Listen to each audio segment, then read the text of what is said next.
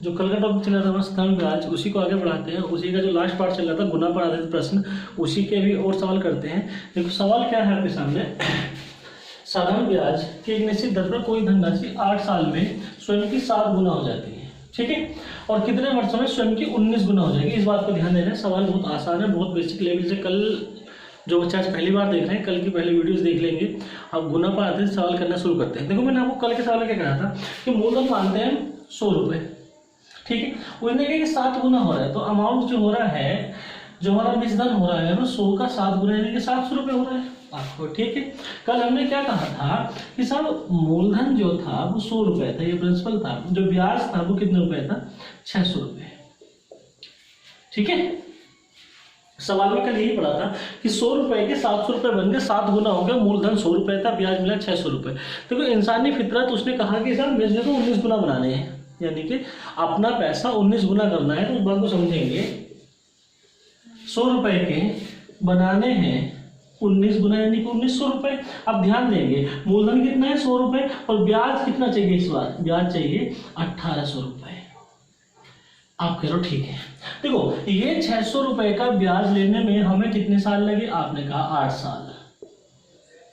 समझ आ रही है बात। पहले धनराशि 100 रुपये के 700 बने थे, मूलधन 100 रुपये, ब्याज 600 रुपये। अब दूसरी बात में 100 रुपये के 1900 रुपये बनाने हैं, मूलधन 100 रुपये, ब्याज कितना मिला 1800 रुपये। ध्यान समझेंगे बात को।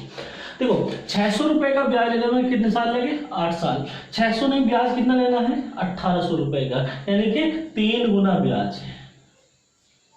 ब्याज कितने गुना है, 3 गुना। तो साधारण ब्याज हर साल बराबर होता है, तो धनराशि ईयर ब्याज में 3 गुना हो जाएंगे, यानी कि 8 गुना 3 कितने साल लगेंगे, 24 साल। बात समझ आ रही है। समझने वाली बात दोबारा समझाता हूँ एक बार कि साहब कोई धनराशि 100 रुपये से 700 रुपये बन रही है, मूलधन 100 रुपये है, ब्याज कितने रुपए है 600 रुपये। समझ में आएगी। कितने साल है, 8 साल है। अब देखो 100 रुपये के कितने रुपये बनाने, 1900 रुपये, मूलधन 100 रुपये, 1800 रुपये ब्याज। देखो 600 रुपये ब्याज लेने में लगे 8 साल, ब्याज 3 गुना है, यानी कि 3 से मल्टीप्लाई करेंगे तो ईयर ब्याज पे 3 गुना हुई, क्योंकि साधारण ब्याज हर साल बराबर होता है।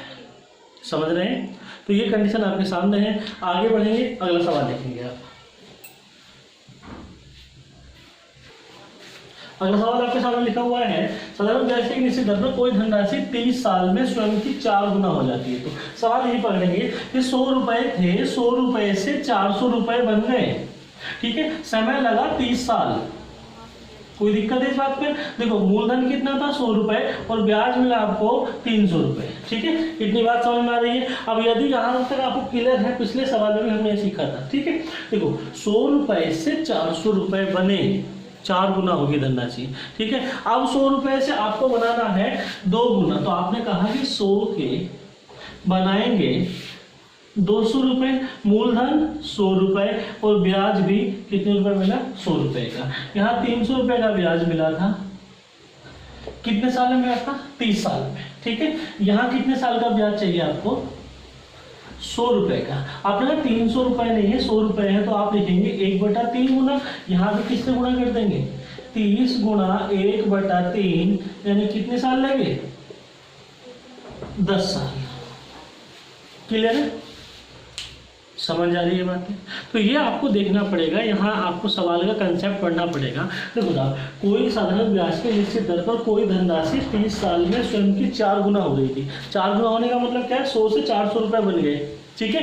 यानी कि 100 रुपये मूलधन, ब्याज कितना मिला 300 रुपये। अगली लाइन पर आ गए कि 100 रुपये से 200 रुपये बनाने हैं, मूलधन 100 रुपये, ब्याज कितना मिला 100 रुपये, 200 बनने तो 100 रुपये ब्याज मिला।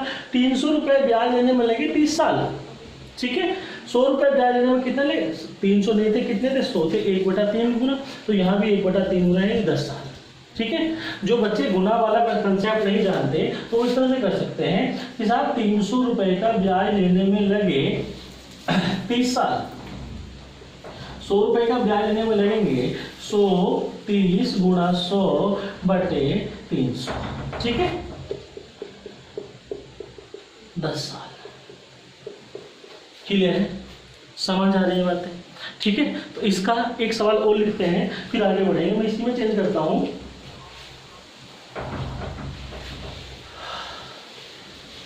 सवाल की लैंग्वेज सेम है। साधारण ब्याज की निश्चित दर पर कोई धनराशि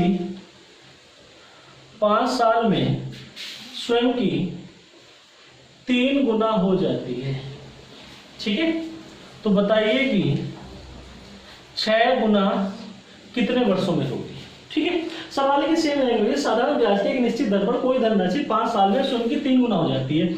आपसे कहते हैं कितने वर्षों में स्वयं की 6 गुना होगी। आपका बिल्कुल सेम पैटर्न, सेम सवाल करने की कोशिश करते हैं कि साहब रुपए फिर से 100 मान लिए और 100 के 5 साल में 3 गुना बने, यानी कि 300 बने। मूलधन 100 रुपए और ब्याज 200 रुपए। कितने साल में? 5 साल में। क्लियर? अब ध्यान दो, 100 से बनाने हैं 6 गुना, यानी कि 600 रुपए, मूलधन 100 रुपए और ब्याज 500 रुपए। ध्यान समझिए, पहले कितने रुपए का ब्याज था? 200 रुपए का। समय कितना लगा? 5 साल। आप कह रहे हो उनकी ब्याज चाहिए 500 रुपए का, ठीक है। तो आप गुना में जब जाओगे तो लिखेंगे 5/2, 500/200 यानी कि 5/2। 5 साल लगे थे। सॉल्व करेंगे, आंसर आएगा 12.5 साल। क्लियर है? बात समझ में आ रही है? समझने की कोशिश करेंगे। साधारण ब्याज की निश्चित दर पर कोई धनराशि 5 साल में स्वयं की 3 गुनी हो रही थी। 3 गुनी का मतलब क्या? 100 से 300 रुपए बने, मूलधन 100 रुपए, ब्याज 200 रुपए। देखो मूलधन तो ये था P, ये भी P, ठीक है। ब्याज डिफर होगा, यानी 200 रुपए यहाँ था, 500 रुपए यहाँ है। 600 है तो 500 रुपए ब्याज है। ठीक, कंसेप्ट समझ में आ रहा है? अगला टाइप शुरू करते हैं। नेक्स्ट टाइप के लिए आप इसको उतार लेंगे, आगे बढ़ते हैं। नेक्स्ट टाइप आपके सामने शुरू हो रहा है। देखो टाइप का नाम यदि आप जानना चाहते हैं तो लिख लो, जो साधारण ब्याज बराबर दिया गया वो, ठीक है। देखो सवाल पढ़ते हैं, पहले समझने की कोशिश करते हैं। 3600 रुपए की धनराशि है कोई, उसे 2 भागों में बांट कर क्रम से 5% की दर पर 3 साल के लिए तथा 6 से ही 1/4% की दर पर 4 साल के लिए उधार दिया गया। दोनों भागों से मिलने वाला साधारण ब्याज बराबर है, प्रत्येक भाग ज्ञात कीजिए, ठीक है। सवाल समझ में आ गया? तो 2 तरीके हैं। आप यदि बेसिक से करेंगे तो करेंगे, माना पहला भाग x मान लिया तो एक भाग x मानेंगे, दूसरा भाग होगा हमारा 3600 - x, ठीक है। मूलधन गुणा दर, मूलधन दर है 5%, दर है समय है 3 साल बटे 100 बराबर 3600 - x 25/4 गुणा 4/100। ये कैलकुलेशन करने के बाद आप x की वैल्यू निकाल लेंगे, आप तब जाके दोनों वैल्यू निकाल लेंगे, ठीक है। हम बिना x के भी सवाल कर सकते हैं, उस चीज को समझने की आप कोशिश करो। देखो बहुत अच्छा कंसेप्ट है, समझने की कोशिश करेंगे। भाई रुपए थे 3600, कितने थे? 3600। 2 भागों में बांट दिए। 2 भागों के नाम, पहले भाग का नाम मैंने P1 रखा, दूसरे भाग का नाम मैंने P2 रखा, ठीक है। अब देखो साधारण ब्याज होता है मूलधन गुणा दर गुणा समय। तो मूलधन गुणा दर 5%, समय है 3 साल का, यानी कि P1 का 15% बराबर। दूसरा 6 से ही 1/4%, इधर देखेंगे साहब, 6 से ही 1/4, 6 चौक 24 और 25/4 गुणा 4, 4 से 4 कैंसिल आउट, P2 का 25%। क्लियर है? यदि मैं आपसे यहाँ से P1 अनुपात P2 निकालना चाहूँ तो आप कहोगे 5 का 15, 5 पंजे 25, 5:3। 3:5 नहीं होता, 5:3 होता है। इस बात का आप ध्यान देंगे, ठीक है। 5 और 3 कितने रुपए होंगे? 8। यदि 8 रुपए हमारे पास होते तो पहला भाग होता 5 रुपए का, दूसरा भाग होता 3 रुपए का। आप कह रहे हो कि 8 रुपए नहीं थे साहब, रुपए कितने थे हमारे पास? 3600। कितने गुना होगा? 8 चौक 32, 8 पंजे 40, 450 गुना। तो यहाँ प्रत्येक भाग में किसकी गुना होगी? 450 की। यहाँ भी किसकी गुना होगी? 450 की। सॉल्व करेंगे, आएगा 1350 और इधर सॉल्व करेंगे 2250, ठीक है। 0.5 बजे 25, 4 बजे 20, ठीक है। 2250, 1350। समझ आ रही है बात? कंसेप्ट समझ में आ रहा है? ध्यान देंगे साहब, मैंने आप दोबारा समझाने की कोशिश करता हूँ। भाई रुपए थे 3600, 2 भाग बांट दिए। पहले भाग का नाम P1 दिया, दूसरे भाग का नाम P2 दिया। पहले भाग को 5% की दर, 3 साल का समय, 5 या 15। दूसरा 6 चौक 24 और 1 25/2, यानी कि सीधा सीधा 25%। P1 का P2 का जो रेशो निकाला वो आया 5:3, 5 और 3 8 रुपए। ठीक है, कुछ बच्चे पढ़ते होंगे इसे 5x मान लो, इसे 3x मान लो और इसे 8x मान लो। 8x बराबर रखते हैं 3600 के, x बराबर निकालते हैं 450। तो पहला भाग P1 निकालेंगे तो 5 गुणा 450 P1 और P2 निकालेंगे तो 3 गुणा 450। ठीक है, वो भी बात मैंने आपको कंसेप्चुअल बता दी है, समझ में आ रही है बात। ठीक है, इसको उतार देंगे, आगे बढ़ते हैं। नेक्स्ट सवाल बिल्कुल सेम है कि 20,000 रुपए की धनराशि को दो भागों में बांटकर इस प्रकार उधार देता है। पहले भाग को 4% की दर 5 साल और दूसरे भाग को 5% की दर पर 6 साल के लिए उधार दिया जाता है। दोनों भागों से मिलने वाला साधारण ब्याज बराबर है, प्रत्येक भाग ज्ञात कीजिए। समझेंगे बात को। रुपया है 20,000। ठीक है, दो भाग P1, दूसरा भाग P2। समझ में आ रही बात। पहले भाग को किस दर को उधार है? 4% की दर, 5 साल का समय, 4 पंजे 20%, दूसरा भाग 6 पंजे 30%। क्लियर है, इतनी बात समझ में आती है। यदि मैं आपसे P1 अनुपात P2 पूछना चाहूं तो आप लिखेंगे 3:2। 3 और 2 कितना होता है? 5। क्लियर। आप कहेंगे 5 रुपए नहीं थे साहब, रुपए कितने थे टोटल? 20,000। कितने गुना? 4,000 गुना। यहाँ भी किससे गुणा करेंगे? 4,000 से। यहाँ भी किससे गुणा करेंगे? 4,000 से। पहला आंसर 12,000, दूसरा आंसर 8,000। P1 पूछेगा तो 8,000 रुपये, 12,000 रुपये और P2 पूछेगा तो 8,000 रुपये। ठीक है, स्पीड भी मैटर करती है एग्जामिनेशन में, स्पीड भी देख के वैसी है। समझ में आ रही है सब बात? अच्छा लग रहा है? आगे बढ़ते हैं, नेक्स्ट सवाल करते हैं। नेक्स्ट सवाल आपके सामने बिल्कुल सेम लिखा हुआ है। रुपए 10,400, दो भाग है P1 और दूसरा भाग है P2। ध्यान देंगे, पहले भाग को 10% की दर 5 साल 10 पंजे 50, दूसरे भाग को 9% की दर 6 साल 9 छंग 54। P1 अनुपात P2 की बात करें, देखो क्या अनुपात है क्या? 27:25। 27-25 होते 52, 52 नहीं था, कितना था? 10,400। कितने गुना बैठा आपका? 200 गुना। तो यहाँ भी 200 गुना और यहाँ भी 200 गुना। पहला भाग 5400 रुपये और दूसरा भाग 5,000 रुपये। ठीक है, और ये सवाल आपका UPSI 2017 में आया हुआ सवाल है। समझ में आ रही है बात? कंसेप्ट अच्छा लग रहा है, समझ लेंगे, आगे बढ़ेंगे। एक सवाल और करते हैं।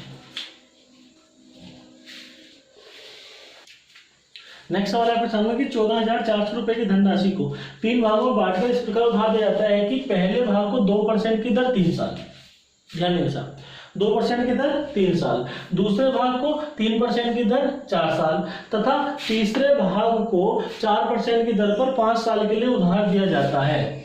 तीनों भागों से मिलने वाला साधारण ब्याज बराबर है, तो प्रत्येक भाग ज्ञात कीजिए। आप देखो इजी है, पढ़ रहे हैं सवाल तो।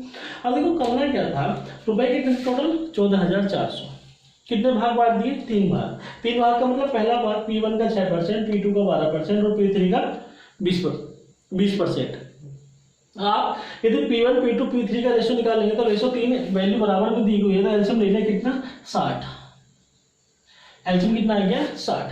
10 से भाग की तो 10, सॉरी 6 से भाग की तो 10 आया, 12 से भाग की 5 आया और 20 से भाग की 3 आया। यानी कि P1 अनुपात P2 अनुपात P3 10:5:3 है। 10:5:3 है। 10:5:3 कितना होता है? 18 रुपए। 18 नहीं थे साहब, कितने थे? 14,400। कितने गुना? 800 गुना। तो यहाँ भी प्रत्येक की गुणा कितनी होगी? P1 की वैल्यू निकालेंगे तो 8,000, P2 की वैल्यू निकालेंगे 4,000 और P3 की वैल्यू निकालेंगे 2,400। क्लियर है? समझ में आ रही है बातें? तो ये था हमारा बेसिक है आपका। सारे सवाल आप कर जाएंगे, कोई भी एग्जाम में सवाल नहीं बचने वाला जो आपसे ना हो। ठीक है, उतार लेंगे इसको। तो इसमें एक सवाल आता है, जब अभी तक जो हमने सारे सवाल किए थे उसमें सारे सवालों में हमें दिया हुआ था कि साधारण ब्याज बराबर है। एक सवाल आता है जब आपसे कहेगा कि मिलने वाला मिश्रधन बराबर है। मिश्रधन का मतलब क्या है कि मूलधन प्लस ब्याज, मूलधन प्लस ब्याज। तो आप समझेंगे बात को, तरीका वही रहेगा करने का। देखो रुपए कितने थे हमारे पास? 25,000। 2 भागों में उधार दिए, पहले भाग को P1 नाम दे दिया और दूसरे भाग को P2 नाम दे दिया। पर यहाँ थोड़ा समझेंगे बात को। देखो यहाँ जो है वो मिश्रधन बराबर है। मिश्रधन क्या होता है? मूलधन प्लस ब्याज। समझो बात को आप। यदि आप मुझे 100 रुपए उधार देते हैं, आपने कहा कि 4% की दर है, 5 साल का समय है, तो आपका टोटल जो ब्याज बैठा वो कितना बैठा? 20 रुपए। ठीक है, और यदि मिश्र धन की बात करेंगे तो मिश्र धन में आप कहोगे कि साहब 100 रुपए तो मूल था प्लस 20 रुपए ब्याज था, टोटल कितना हो गया 120 रुपए, यानी कि मूलधन प्लस ब्याज। कहने का मतलब क्या है कि जो मूलधन होता है वो अपने आप में 100% होता है, ठीक है, और उसके बाद जितने परसेंट ब्याज मिला वही वैल्यू होगी। आप देख लो 120% के बराबर है यदि आपने 100 रुपए उधार दिए होते तो। क्लियर है? तो साहब मैं यहाँ लिखूंगा P1 का 120%। क्यों? क्योंकि अभी हम जानते हैं कि मूलधन अपने आप में 100% होता है और उसमें जितना ब्याज मिला उसका उतना ब्याज ऐड हो जाएगा। P2 का 5% की दर 6 साल का समय, 5% की दर 6 साल का समय, तो यहाँ से मिला हमें 130%। जब मैं यहाँ से P1 अनुपात P2 निकालने की कोशिश करेंगे तो आएगा 13:12। 13 और 12 कितना होता है 25। 25 नहीं था साहब 25,000 था, 1,000 गुना, यहाँ भी 1,000 गुना, यहाँ भी 1,000 गुना। आंसर कितना आया 13,000 और आंसर कितना आया 12,000। क्लियर है? बात समझ में आ रही है? तो ये थी मिश्र धन वाली बात। मिश्र धन में आप समझने वाली बात क्या है कि मूलधन प्लस ब्याज। मूलधन कितना 100% होता है, ब्याज कितने परसेंट आपको मिला 100 प्लस ब्याज। 100 ब्याज कितना था 4 पंजे 20 और दूसरा 6 पंजे 30, यानी कि P1 का 120% बराबर था P2 के 130% थे। यहाँ से हमने P1 अनुपात P2 निकाला तो रेशो आया हमारे पास 13:12, 25 नहीं था 25,000 था। क्लियर है? समझ गए बात को? उतार लेंगे इसको, अगला कंसेप्ट आगे बढ़ते हैं। ये आपका नेक्स्ट टाइप है। इसमें लिखा हुआ सवाल कि निश्चित धनराशि साधारण ब्याज की किसी दर पर 2 साल में हो रही है 1260 रुपए पर, 5 साल में 1350 रुपए हो जाती है। मूलधन तथा ब्याज की दर ज्ञात कीजिए। देखो बहुत सिंपल सवाल है, आप पास करने को करेंगे, ठीक है। देखो मैं डायरेक्ट आपको बताता हूँ। देखो मूलधन है एक्स से, यदि करना चाहोगे तो बता दूंगा मैं, पर डायरेक्ट कर लेते हैं, कोई इशू नहीं है। मूलधन यहाँ मिश्र धन कितने साल के लिए शुरुआत में 2 साल के लिए, ठीक है। और फिर मिश्र धन जो है वो है हमारे पास 5 साल के लिए, 5 साल का मिश्र धन। इसका नाम है A2 देता हूं, ये हमारा A1 है। बात समझिए। देखो सर मूलधन का हमें नहीं पता, पर मिश्र धन का हमें पता है कि 2 साल बाद धनराशि हो रही है 1260 रुपए, ठीक है, और 5 साल बाद धनराशि हो रही है 1350 रुपए, ठीक है। देखो बेसिक क्लास में पहले दिन मैंने आपको बताया साधारण ब्याज हर साल बराबर होता है।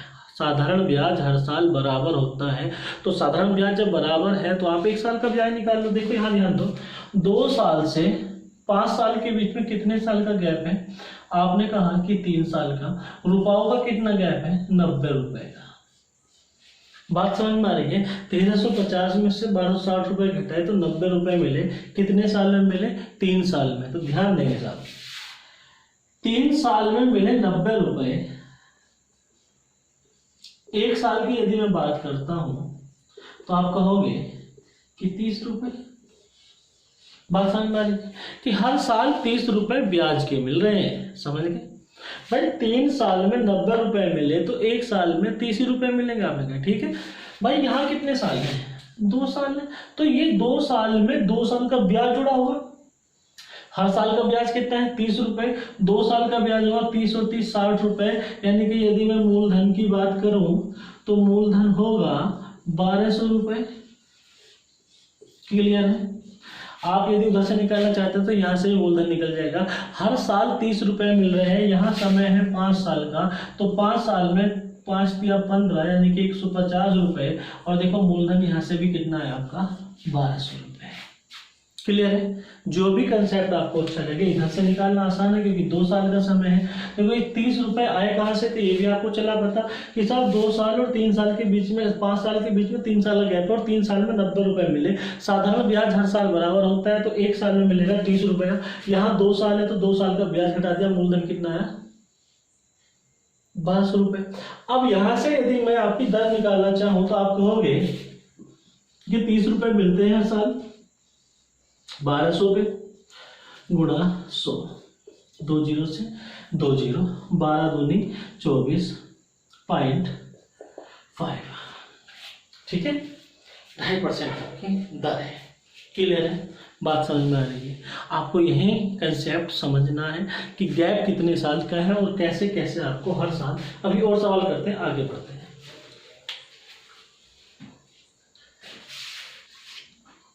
तो नेक्स्ट सवाल आपके सामने लिखा हो, सेम सवाल है कि एक निश्चित धनराशि साधारण ब्याज की 2 साल में 756 हो रही है, 3.5 साल में 873 हो जाती है। 2 साल में 756 है और 3.5 साल में 873 हो जाती है। मूलधन तथा ब्याज की दर ज्ञात कीजिए। ठीक है, इजी सवाल है। 2 साल में धनराशि हो रही है 756 रुपए, ठीक है। 3.5 साल में धनराशि हो रही है 873 रुपए, ठीक है। ध्यान देंगे डिफरेंस कितने साल का आया, 1.5 साल का, यानी कि 3/2 साल का डिफरेंस आया। रुपया है हमारे पास 117।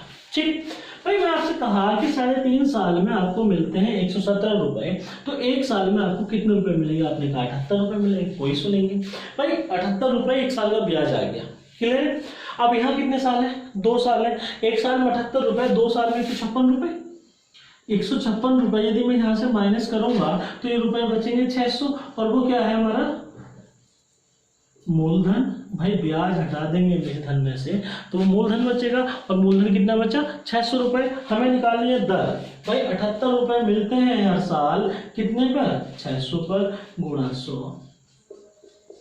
13 छंग 78। क्लियर है? समझ रहे हैं बात? आगे बढ़ते हैं, सेम सवाल आगे करेंगे।